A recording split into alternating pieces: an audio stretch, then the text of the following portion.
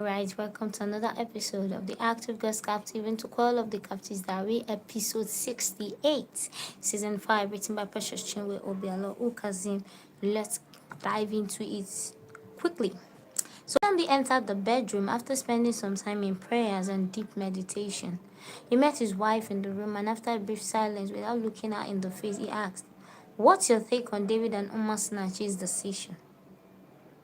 Chisholm looked up from her phone, a hint of curiosity in her eyes. She had been expecting this conversation. "Which decision are you referring to?"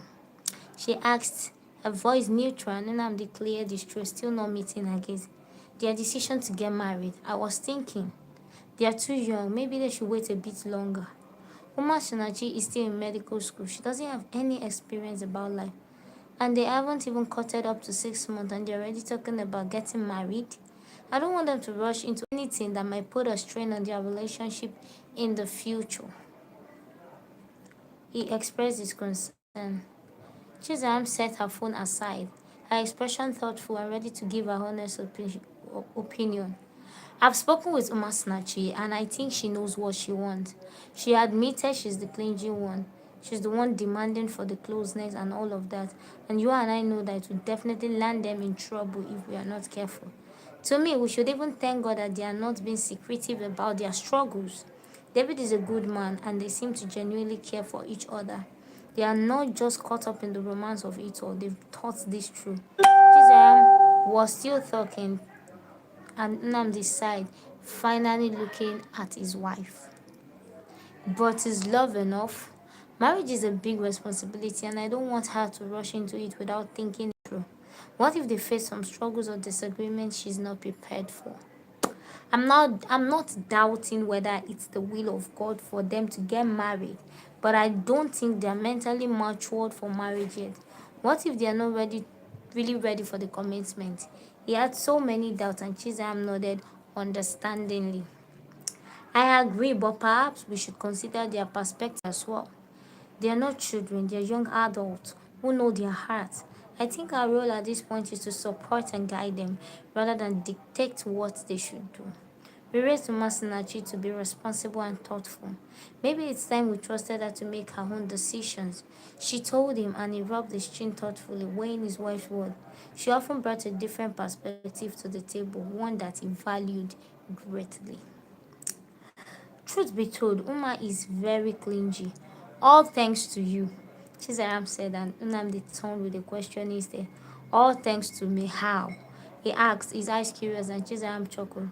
"You enabled the clinginess, my dear husband. All those times she would leave her room and come to cling tightly to you, pushing me away while you encouraged her.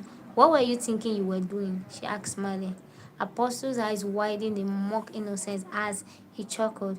"Oh, come on, she was just a child and we were only playing," he said casually, and Chisholm raised an eyebrow, her expression skeptical.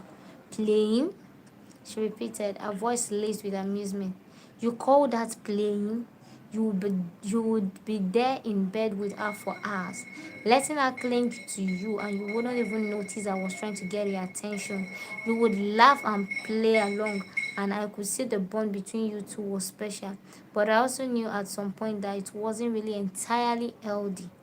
Chisholm said, and Nnamdi shifted uncomfortably in his seat, his grin faltering slightly.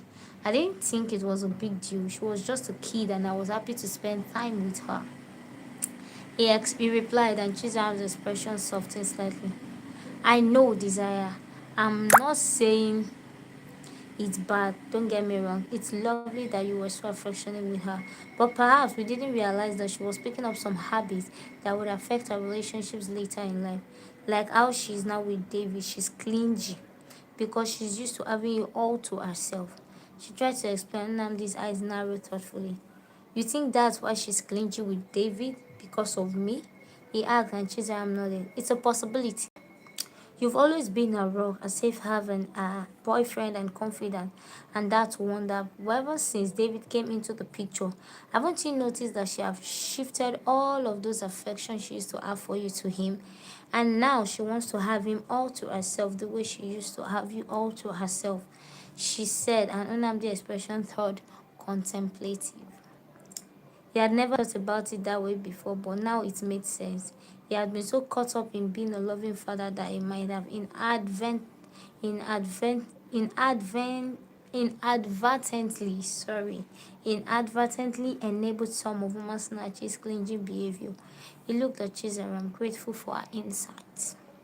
He chuckled, shaking his head. I guess I didn't realize I was raising a clingy daughter, but I suppose it's good that she's found someone who can handle her. He said, I've sent mine earlier, and Chizaram smiled. Really? Handle her? Do you know she had to break up with David because of the distance, which was what led to their sudden decision to get married as soon as possible to enable them stay together? She asked, and Onamdi's expression softened.